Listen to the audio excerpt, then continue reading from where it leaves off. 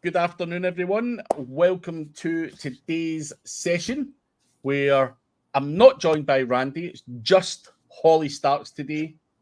However, we are sponsored by 38 Digital Market. The link is below if you're interested in press releases or any of Randy's other services. Do check him out. Great guy, great services, and good digital PR campaigns. So check that out. But Holly is here today. The topic is going to be social media, which Holly has been, well, you probably always have been messing around with that stuff, but I know the last few times I've seen you talk, Holly, you've been big into the whole AI, social media, and we've obviously touched on it in the last or a few sessions ago. We were talking about how it all works. I've seen you mimicking people's voices with videos and podcasts and all sorts of funny things. Making people say things that they didn't say, good old fun stuff. But curious to know how that's all developed, because obviously the last time I actually heard you talking about it would have been in Vegas, which was probably 6 months ago now. So that's the last time I physically seen you talking about it at an event. But what's changed since then? Is it still the same kind of thing, or what's the new updates?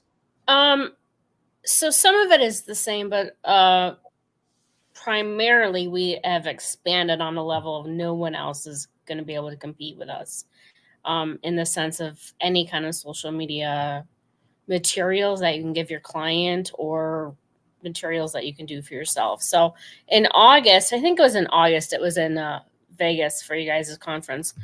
I was just starting to get into KDP and coloring books, I think, and doing stuff with podcasting. I've been doing stuff with podcasting for probably I don't know, 4 or 5 years. That's why, that's why I still have all the cell phones and I continue to buy the cell phones, is because that's how you rank on podcasts, is by having unique IPs.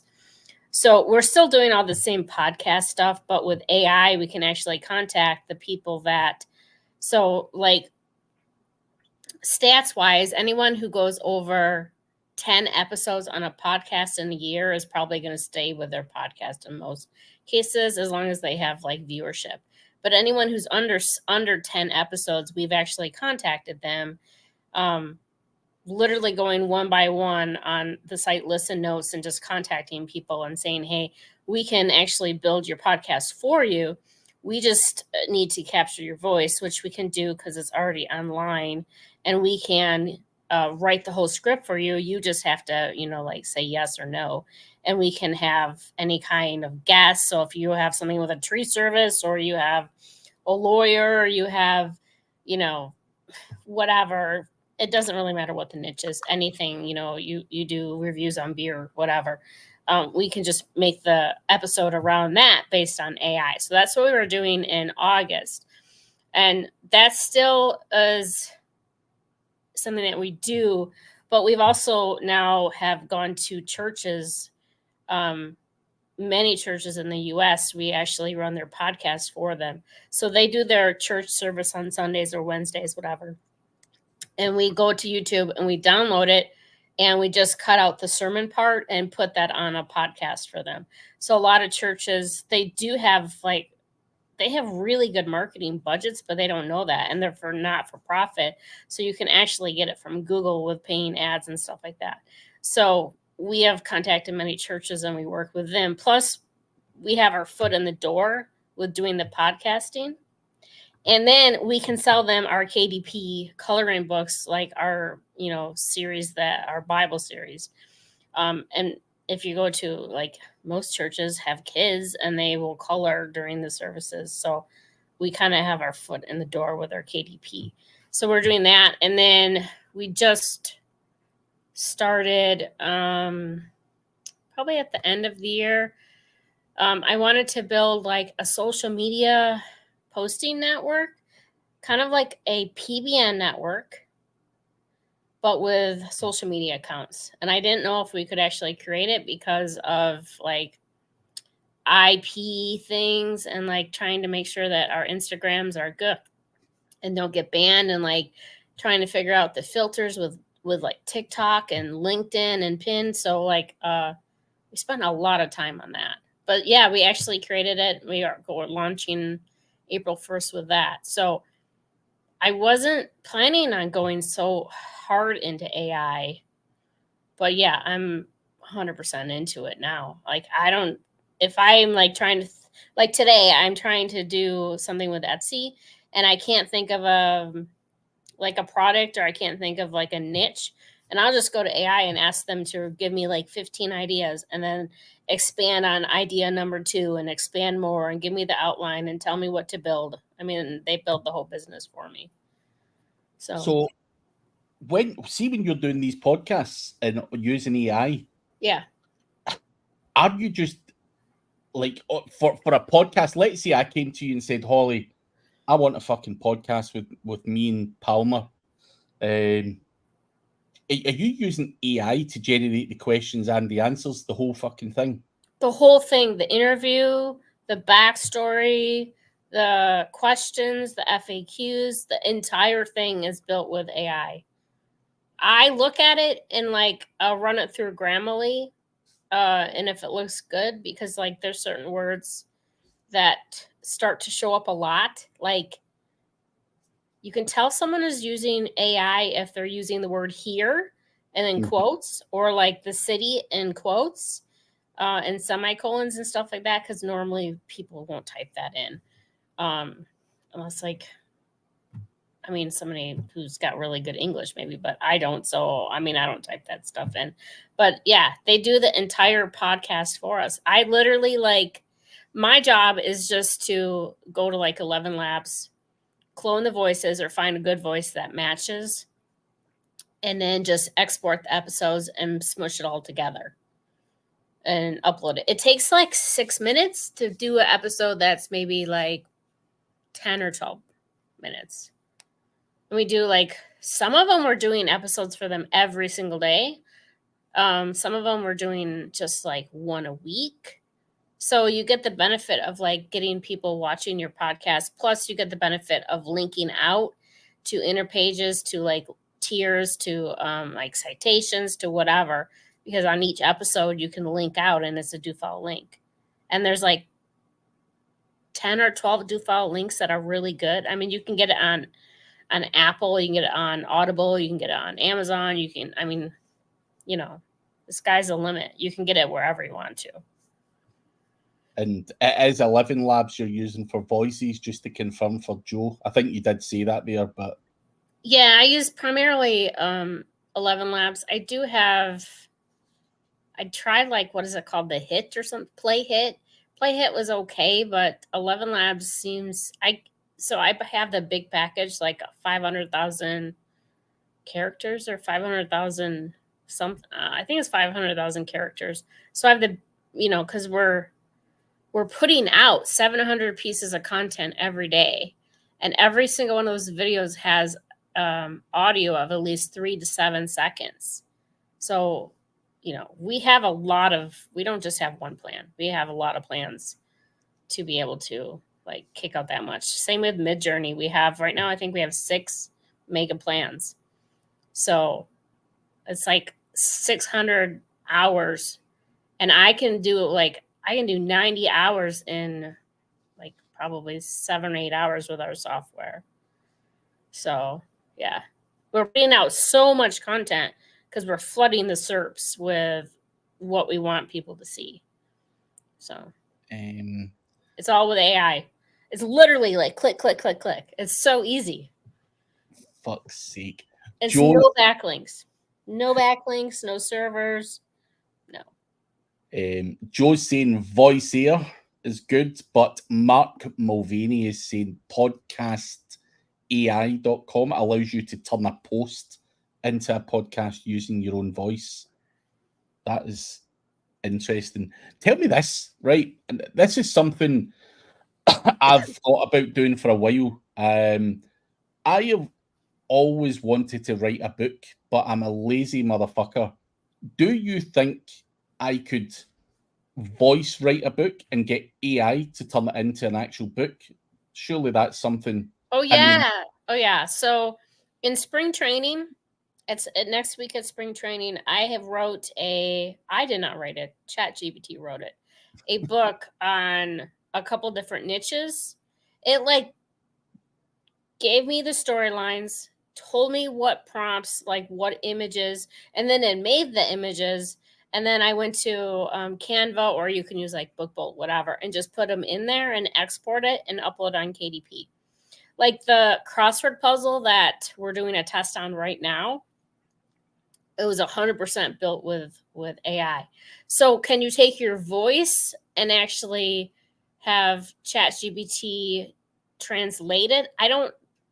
There might be that one, that podcast AI, that you can do, but then you have to know what you want to say. I don't know what I want to say, and so I just let ChatGPT let it. I'm just gonna copy what ChatGPT tells me to say, because they're gonna tell me what my target audience wants to hear, anyways. yeah, but you could do that. You could get ChatGPT to give you a book outline, and then you could just Yeah, verbally tell your stories or whatever yeah, you want. yeah. But But ChatGPT will do it all for you. It'll tell you what to put in, like what hooks, what's going to make the book sell more, what kind of keywords that you want to rank for, like what description you want for KDP. It tells you everything. Like for fucking me to put together a coloring book or a storybook is an hour. That's a long hour for me too. It's basically like just putting in prompts and copying them out and just doing like the little measly work. Joe is saying speech to note for the book. It will let you speak in your idea, then spit out an entire story and expand on it. It's a fun one. My stories don't need any more expanding on. I've added all the Chinese whispers to my stories, Joe. I don't want fucking AI adding bits on, because they might tell people that Holly's got a dungeon with Yeah. all these homeless people in it. Yeah. But yeah, that's interesting. But back to what you're doing, Holly. I'm curious to know, like, if you're doing these kind of things for people or whatever, what sort of following or what sort of engagement are these videos getting? Are the social media or the podcast platforms actually liking what you do? Right. So that's kind of so you can't approach it that way, because we have an SEO mind, right? So we're thinking about an agency and we're thinking of how to get traffic to it. That's not what your pitch is. Your pitch is that it's going to be brand awareness and brand management. It's going to be good tier 1 links that maybe your competition doesn't have. So do the podcasts and do the videos get views? Yes. Do they get traffic to the client site? Yes. Are they getting conversions? I have absolutely no idea about that, because that's not something that we track. But based on the tests that we've done over the last several months, we don't really care about a conversion on the platforms, because we're doing it for brand awareness. So once we go public with some more tests and you can type in the brand, you'll see those platforms will be ranking. So your competition is not going to be a ranking for your Craig Campbell, because you're going to have a social media like wall right there, right? Yeah. So that's sort of what the difference is that we're not like agencies. I have to sort of like teach agencies and teach SEO people like why we want this, because it's not, we aren't doing it for link building.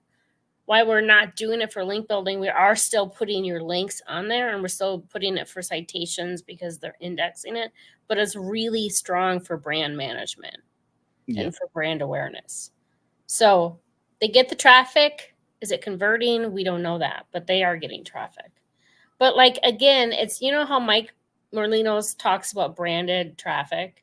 Yeah. So if you get 5 clicks away, from one social media nod, let's say you get like 2 or 3 clicks every day with branded clicks, it's still better than getting 0 clicks. You're getting referral traffic from social media, and Google wants that now. They want social media traffic. Yeah. That makes sense. It makes sense when you mention it like that. But going on to the kind of social media type of stuff, the reason I was asking, the type of traffic and stuff, and we've touched on this before, I still watch my true crime stuff on TikTok. Yeah. There's a lot of channels out there which are using AI generated content, taking it from YouTube or wherever the hell they're getting it from, putting a sequence of clips onto TikTok, and they are fucking blown up massively. It's getting so much engagement, so much following. It's scary. Like me, the reason my brain is asking you that question is blowing something like that up, obviously in true crime, and then pivoting into putting a brand on it, starting off with 1 million followers or whatever. Yeah.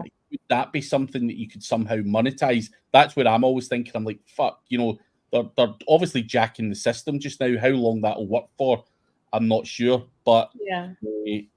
I know you mentioned previously you were doing a bit of that stuff.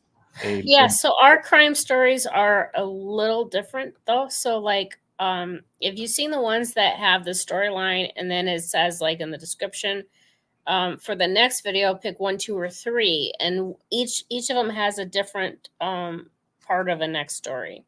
So like the consumers or the person watching it they get to vote on what the next story is going to be about or what happens in the next one. So it's a huge flood of traffic for conversion wise.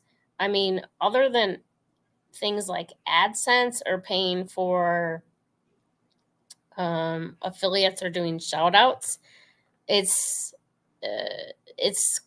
going to be like I want to say it's going to be a short term type of thing. I mean, you can just build more channels, which is what we do. So like, we might have 10 crime channels or like 10 channels about quizzes or whatever. But someone doesn't start off with, putting a crime video up there and then getting like several 100,000 pieces of views like all of a sudden. It's like a 6-month, like it's taken us like 6 months to get a good amount of traffic. And if you're not consistent, this, if you're not consistent, people are going to go watch the other videos. So, that's why you need to use AI to build the storyline for you. And you can use CapCut to actually build the videos. We have something that's custom made, but you can use CapCut for it. It'd be perfectly fine.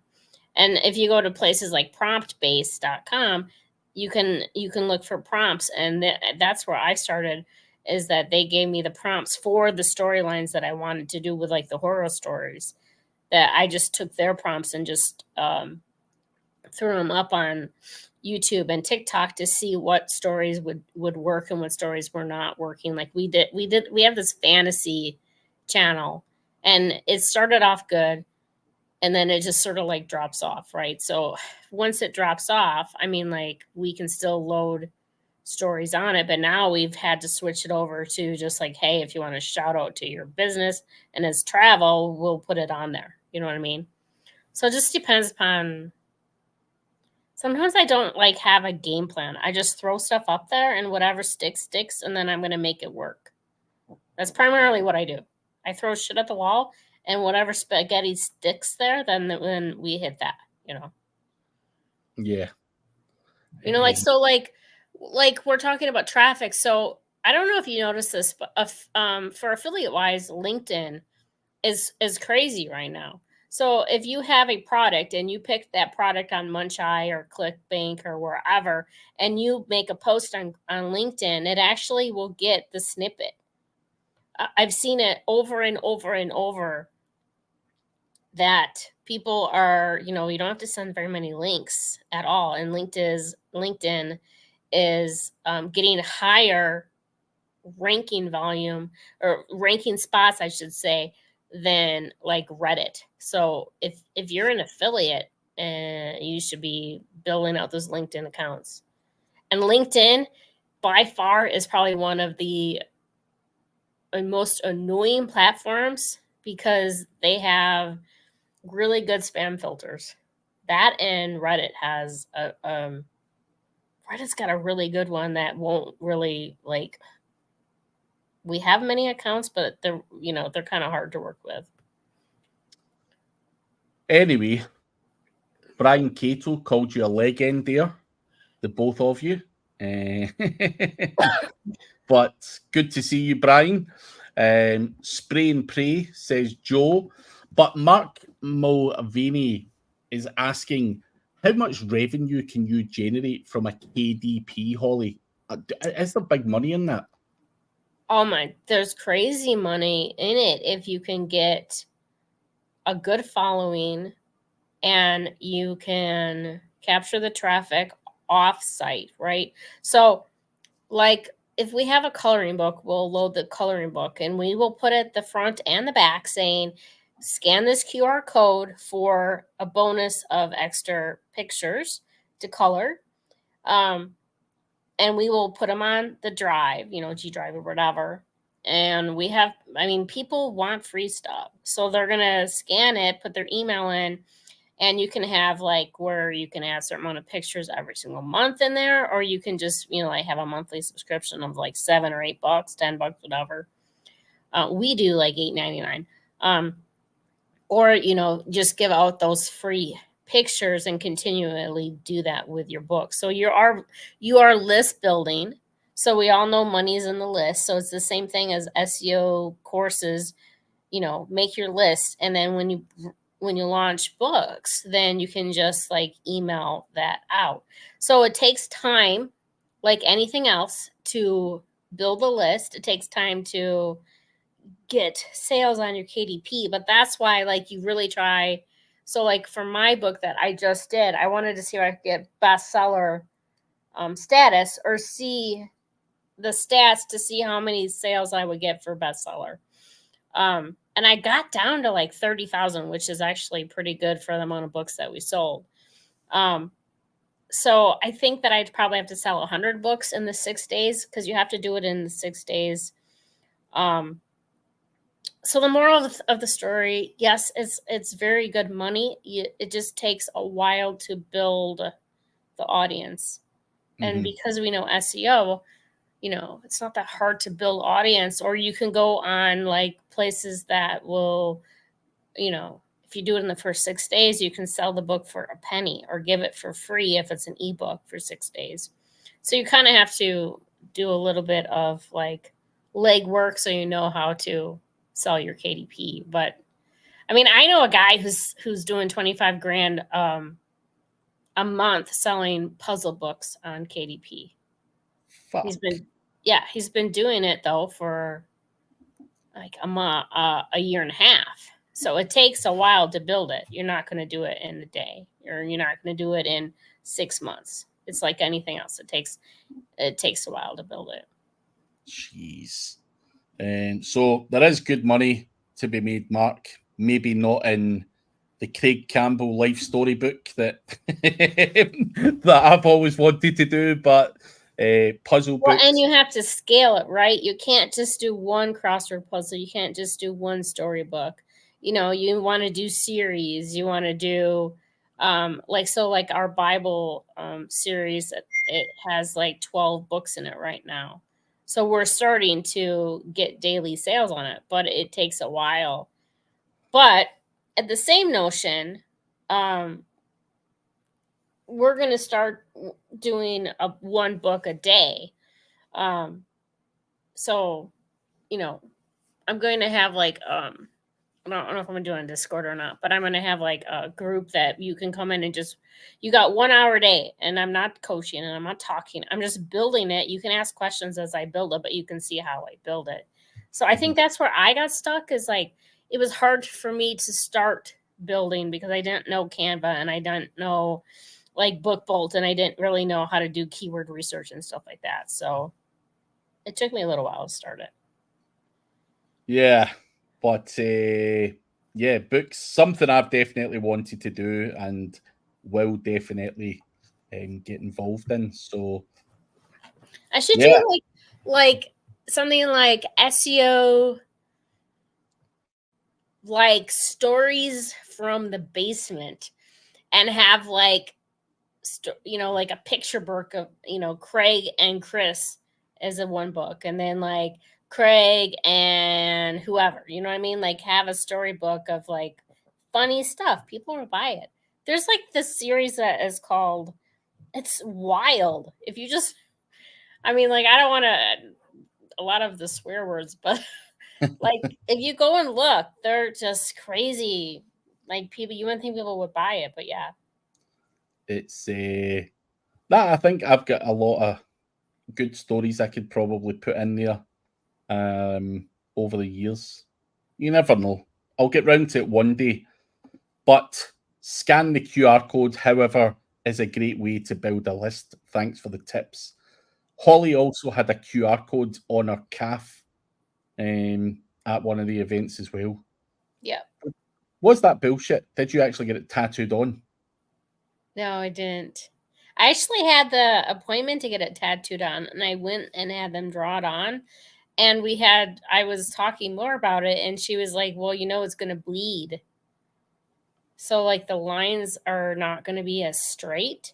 And I was like, well, if it bleeds and someone scans it, or like it's not as dark or it's faded, it's gonna come up as a 404. So I decided not to do it. I bought QR code stickers, and then when I go to events or when I fly, I always stick them on my calf. And it's funny because every time, no matter where I go, if I am in the restroom on one of my trips, someone always scans my leg. I'm like, are you scanning my leg? It's madness. Yeah. Absolute madness. But fair play for at least tattooing it on. Yeah. Mark Mulvaney has a question. Are you using Pinterest to promote the books? As that would be what comes to his mind.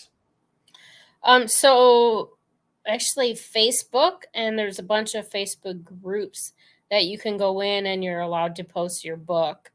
And obviously you're not, if you do it in the first 6 days, you can do a free book. So, you want to go and post the nuts out of it for, if it's an ebook. Other than that, we're building social media accounts like Pin and TikTok. So, like, if it's a coloring book, we will show a person coloring the book, or like a crossword puzzle doing it. A book, a regular storybook, we're having someone read the book for like some of the videos. So on Pin, we're posting videos, we're not posting images. And then we do that across all the social media platforms. So we're not just sticking to Pin, we're hitting everything, because on some niches and on some platforms, they are not taking off, but then a different platform will, right? So let's say that Twitter is taking off for something we built in Atlanta, but like Pin is not getting any views. Well, we're still going to post on Pin and Twitter, because at some point we hope that Pin is going to take off. We have a question for the YouTube queen. What can you advise about mass commenting on comments under YouTube videos? Is that realistic? I mean, you can buy comments on like the SMM panels, or, which is what I do, is just go to Microworkers and I will pay for comments at like 20 or 30 a day is fine. So, I mean, like, that's what we've always done. I think you do that too, Craig, don't you? For some of the stuff. Yeah. And then I started getting comments going, what the fuck are all these comments? Yeah. I said, you don't bother with the video. They just want to fucking comment on the comments that I've got. But right. I mean, because you can tell that, like, if you get a ton of comments in the first hour and then none, obviously it's fake, right? So you have to like when in microworkers, if you're doing that, you have to figure out how to filter it and how like I only want 10 comments an hour or something like that. So Yeah, but Microworkers is still a good favorite for yeah. YouTube in particular.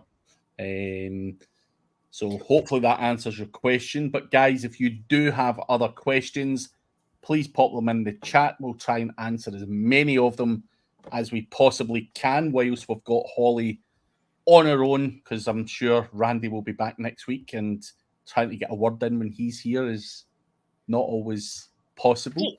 He just talks so much. It's so, I mean, yeah, I love the guy. Yeah, he's a good man. He's a good man. But going back to Pinterest, Holly, I have been messing around with Flickr, Pinterest, and a few other image platforms, just uploading different images of me and trying to get them to pop on the knowledge panel. My Pinterest stuff isn't even getting fucking indexed. What the hell am I doing wrong? It's not getting, is it getting any views? Nope. 0 views. Mm-hmm. Are you at a business account or a personal account? Let me just double check actually. Pinterest. Honestly, I cannot get any fucking traction on that. Business it is. It's business. Okay. So we have 4 accounts that are doing that. Or like there's nothing different. We're uploading the same content across the board and it has 0 and it's been 0 for 3 weeks. So you just continue with building it. And then what I did is I went to Fiverr and I ordered just video views or image views for like, I didn't order a ton, right? We only ordered like 100. I didn't go to the SMM panels because the SMM panels, I needed like a legitimate view.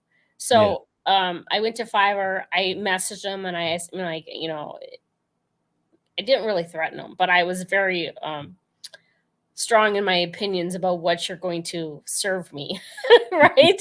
I did it on something that I didn't care if I lost.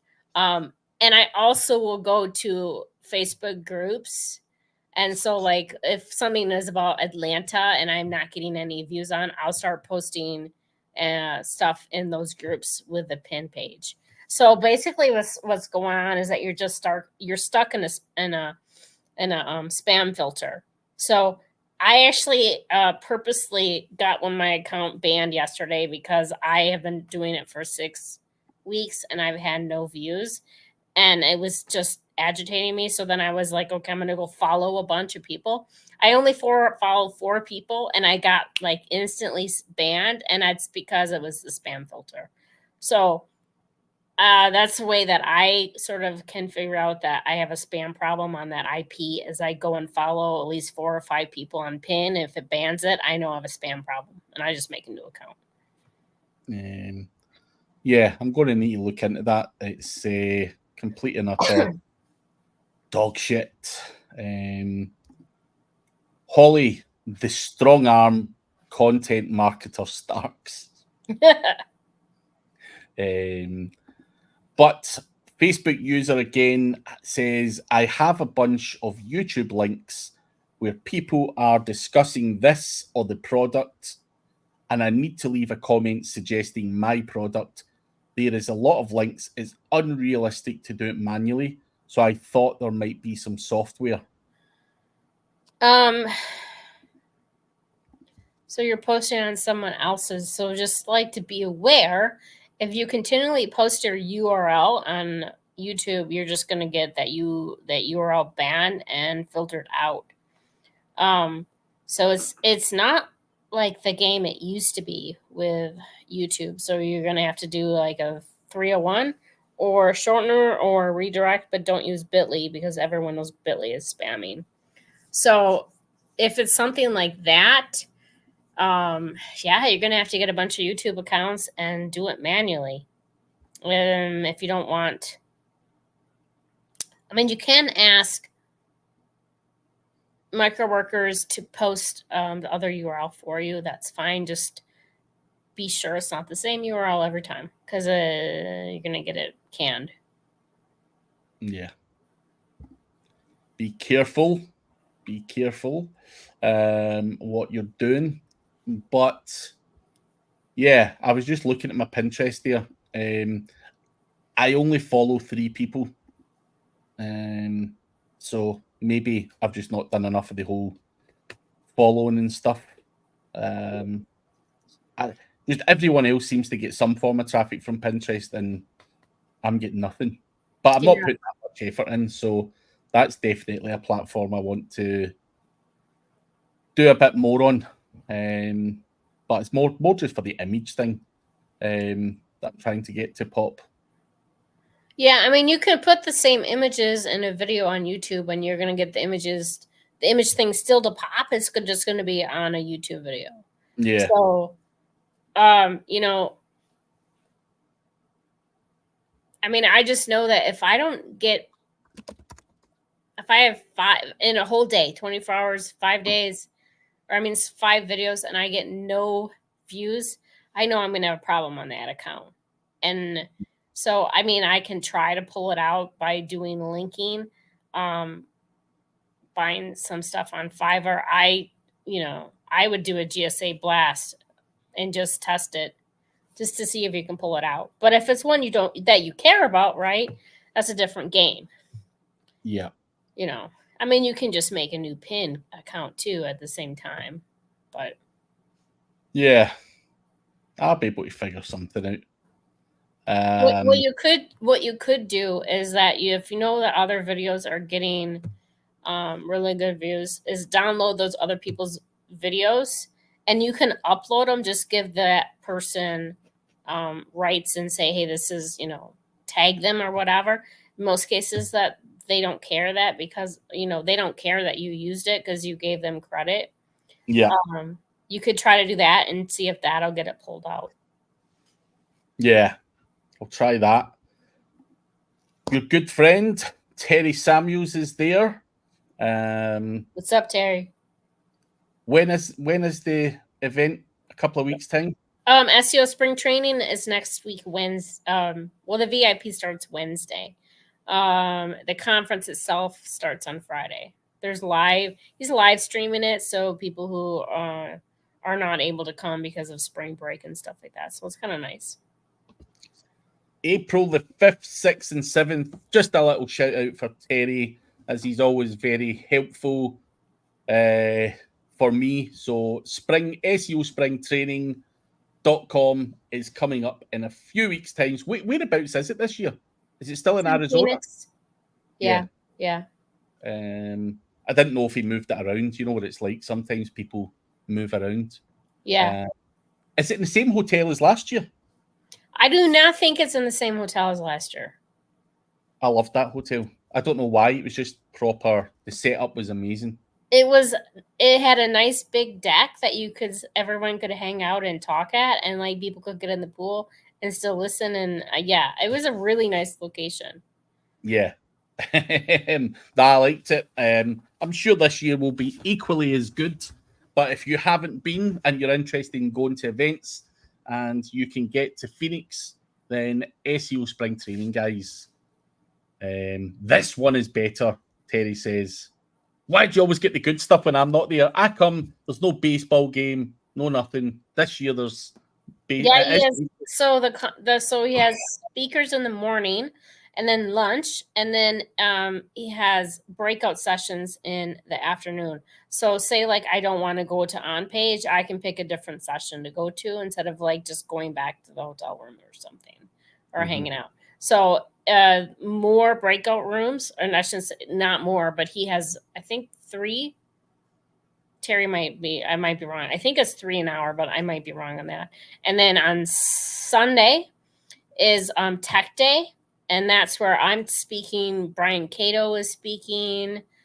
I don't know all the people that are talking on Tech Day. So I'm going to talk about more social media stuff that I don't talk about in public, or like filters and stuff like that. And I'm bringing show and tell, which is always fun. I get to show you guys some books.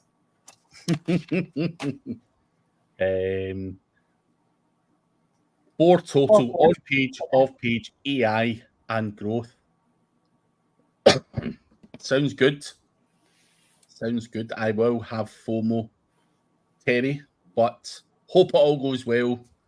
But back to Mark Mulvaney. He's asking, do you still use your phones and can you build social profiles on them using the same IP? Yes, I still use my phones, both iPhone and Androids, based on what I'm trying to do. So podcasting, I use iPhones. Driving, I use iPhones.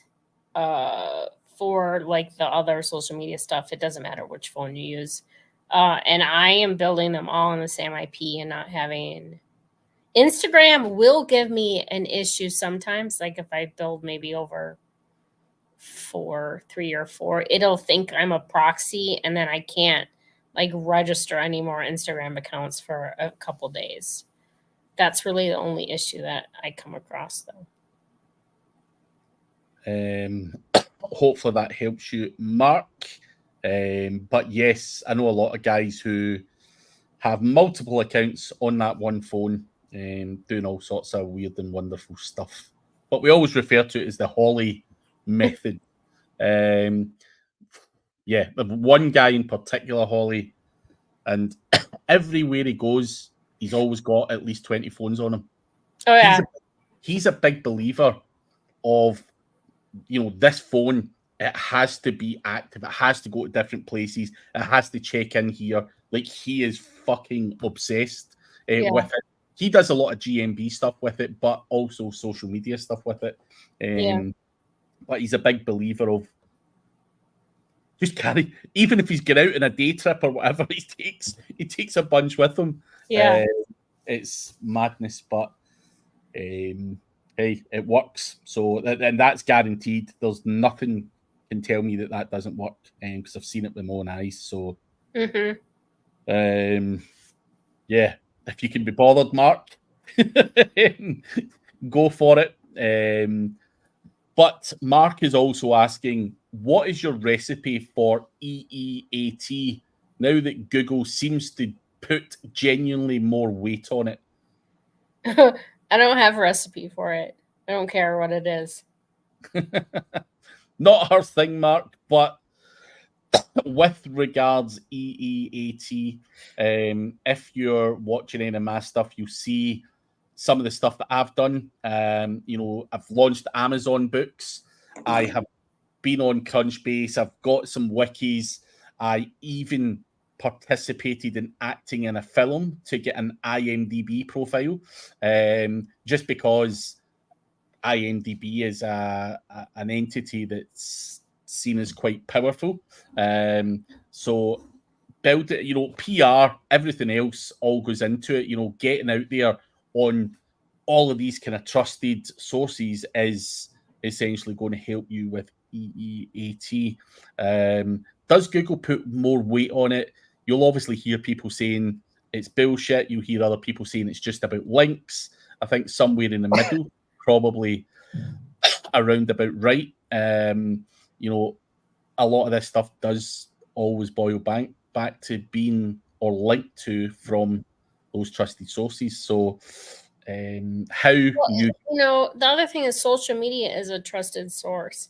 Yeah. So if you're building those social media accounts to be legitimate accounts, like on your cell phone, particularly, you're not going to have issues in most cases.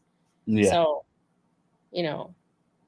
you can have the same IP on hundreds of accounts. It doesn't really matter. I mean, you have Starbucks that has everyone logs in. You have conferences that everyone has logs in. It doesn't really matter about the IP. It's about making that a account and that nod make it look legitimate. So as long as it's legitimate, it's fine. Yeah. But hopefully that helps you, Mark. But other questions, feel free to put them in the chat, guys. And also, don't forget to give us a little like and subscribe on the channel. That also helps. But back to, I'm going to ask questions if there isn't people asking them. So it's either my questions or yours. So going back to the phone thing, Holly, you went through a period from, I might be making some of this up, I might not be, I can't remember. Did you not go through a period where you'd done the phone thing, you were causing your traffic jams, then you get rid of all the phones, and now you're getting them back again? I'm getting the phones back, or I'm getting... Yeah. Did you not sell your phones at one point? Yeah, well, I didn't sell them all. So we kind of do a little bit of a cycle, right? So with podcasts, for every unique view, you get a bounce. So the phones that I used 3 years ago, I can't really use on the same podcast because it's not going to give me a unique view. So we do sell them on a yearly basis, like maybe once a year. We will sell them back to people that I bought them from and get new ones. Primarily, that's what I would like to do. But the Android network in particular, I just mostly sold off those because we use, iPhones more. So I don't think I've ever bought the same ones back, though. I usually will buy different ones. And is it still the case where you're looking to just buy them as cheaply as possible, like broken ones with a cracked screen, that type of thing? Or Yeah, if they're cracked screen, I want, it has to be an iPhone. Well, it used to have to be a 5, but now we're buying 6s. Or maybe it was always 6s, I don't remember. But so anything that has a 6 and above, so 6 and 7s I can get now for like, originally when I started it was like $50, but now I can get them for like $20. And there's a guy, an hour and a half away from me, and he'll get 100 or 200 and text me and tell me to come pick him up. Doesn't speak a lick of English, but I'm like, I go in this warehouse. It's just like a creepy as, I bring someone with me. I bring him cash, and I'm like, here's the money. He gives me the phones, and I'm out. So. Jeez.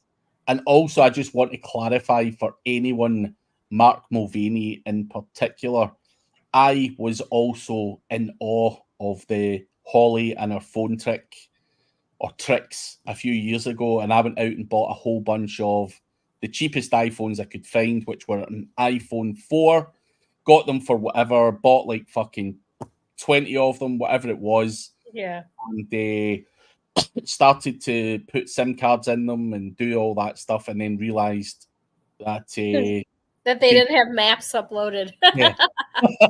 I'm like, Holly, why the fuck did you not mention that in your fucking narrative?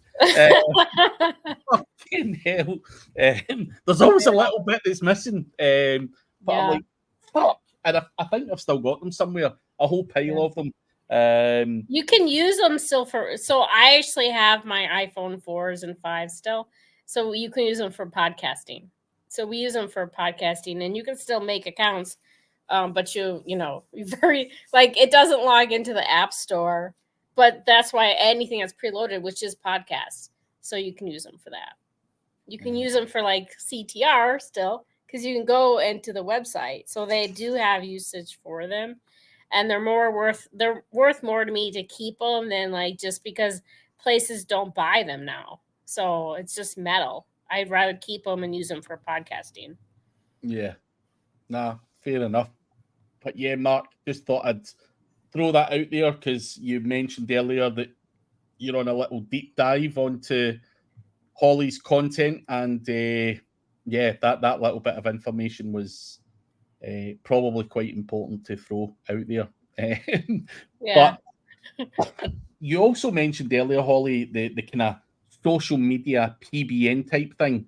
I remember a story once. I was speaking at an event, and there was a guy up before me called Stephen Bartlett, who owns or did own a company in the UK called Social Chain. So he was talking about, he was effectively building a social media PBN. He was buying up, old Facebook groups. He was buying up this, that, and the next thing, all of these accounts. And obviously his intention with that was the more accounts he's got, the more he can make things viral. That's what Social Chain is. Coca-Cola offering contracts because they want to be trending on Twitter at Christmas, for example, whatever it may be. And he's got obviously a lot of accounts to make things like that happen. And here's the irony, Holly. I went up next on the stage after Stephen, and I was speaking about PBNs. And somehow Stephen was applauded off the stage, and somehow I looked like the devil. It's the same fucking thing. He was doing it with social, and I'm doing it with digital marketing, and somehow I was seen as the devil. But anyway, that aside, is that the type of thing you're doing with a social media PBN? What is the overall theory behind what you're doing with the kind of PBN side of social media? So I mean, like, honestly, the reason why we built it is because of AI. We could have stayed with a website PBN, but like everyone has a PBN, right? And I want to do stuff that is unique. So, when I built the news network, it was a unique product, and we, rode that as long as we could. So we still have that. But the social media network, it's basically like giving a shout out or brand awareness to, who's ever buying those spots. So it is a PBN built just on social media. So it's the same exact concept of dropping a link or, saying the website in the video or whatnot. So it's a PBN of social media. And then, we don't guarantee anything. We don't guarantee traffic. We don't guarantee views. It's, that's how you would do it as a PBN. You wouldn't guarantee anything anyways. Yeah. But I was just curious to know your whole thing behind it. Yeah. I mean, part of the reason we started is because I was having a lot of the back issues, and I was only able to work like a couple hours a day. And I needed to, even though my system is very push button before, I still had to log into 200 servers every single day and make sure that my Gmails were logged in and not logged out and not, not banned or not suspended. And if they were, then I had to do SMS stuff. It was, it was time consuming. And when I have the back issue and I have the back pain, I'm not able to, stand even. So the social media stuff is easier because it's ChatGPT, the system we built. I put one line in and click a button and it makes everything for me. So my amount of work is literally just watching the video and doing quality control, which I can do in my bed. I can do laying down. I can do sitting up. So that's where it really started to explode from there.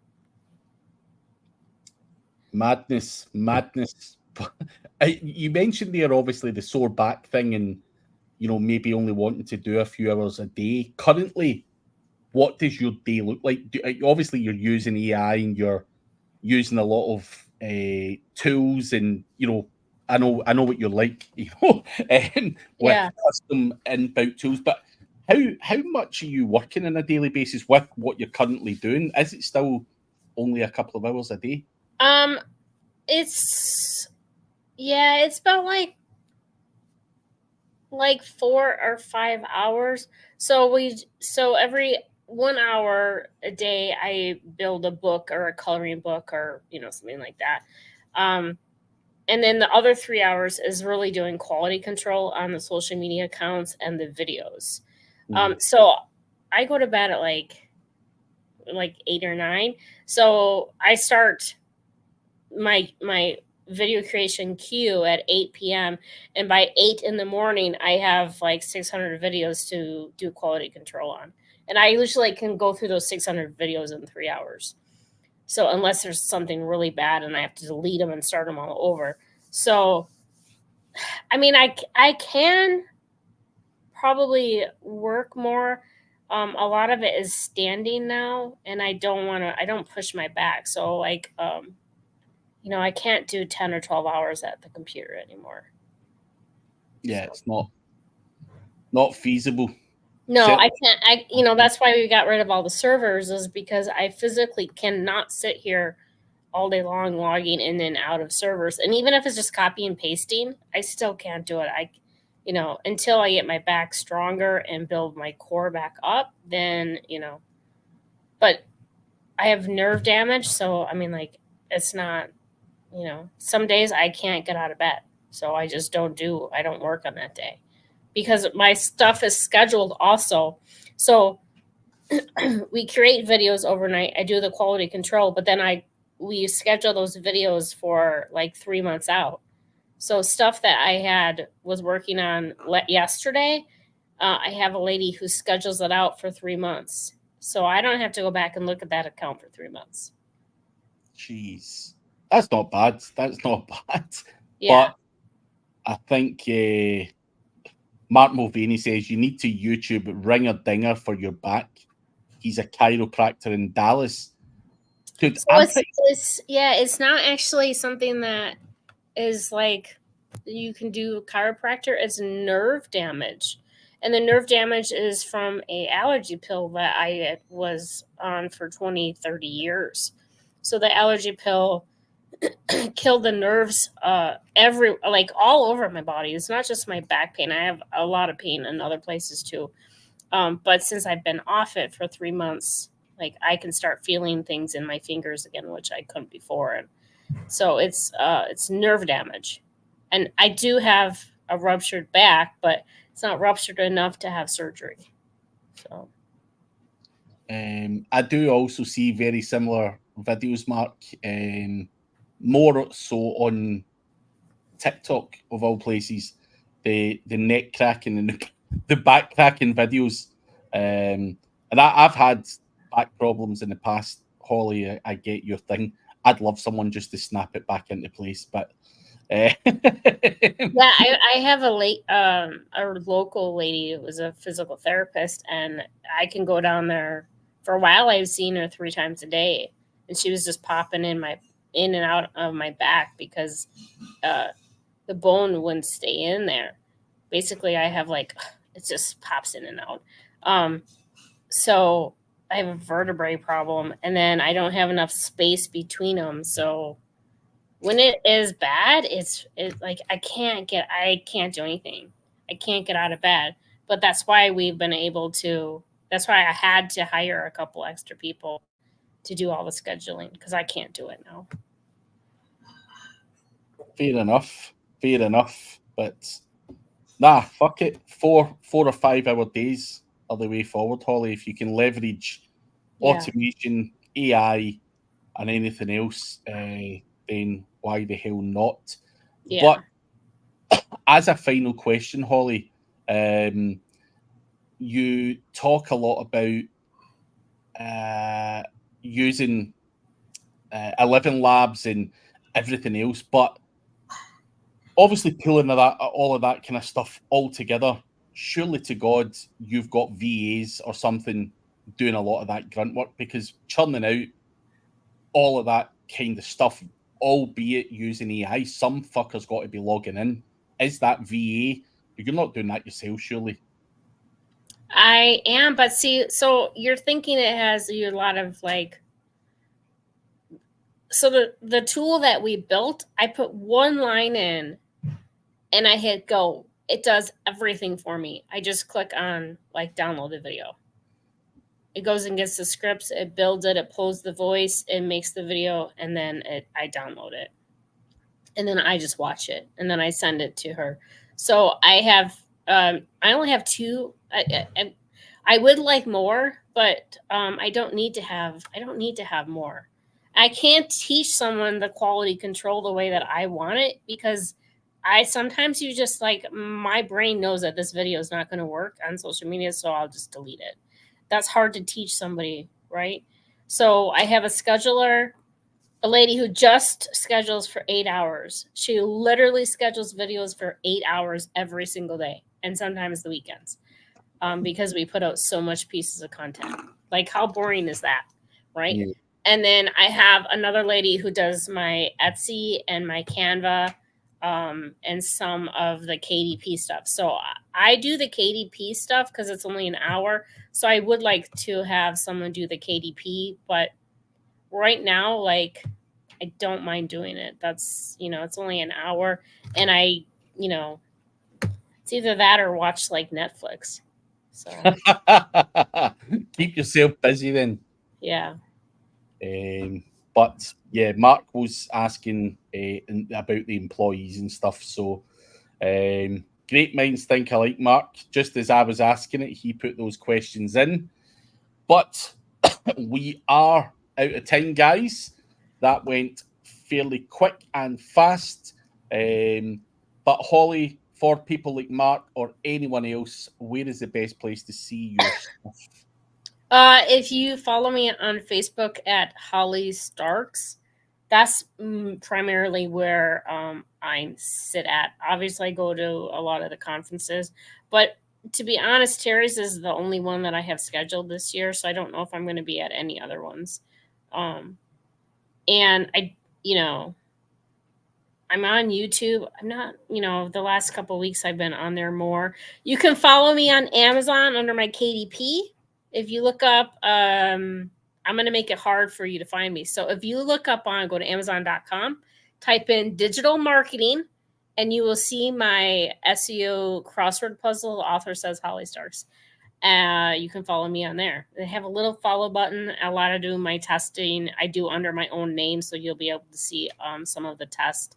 We're trying to flip a couple of listings with KDP stuff. So, yeah.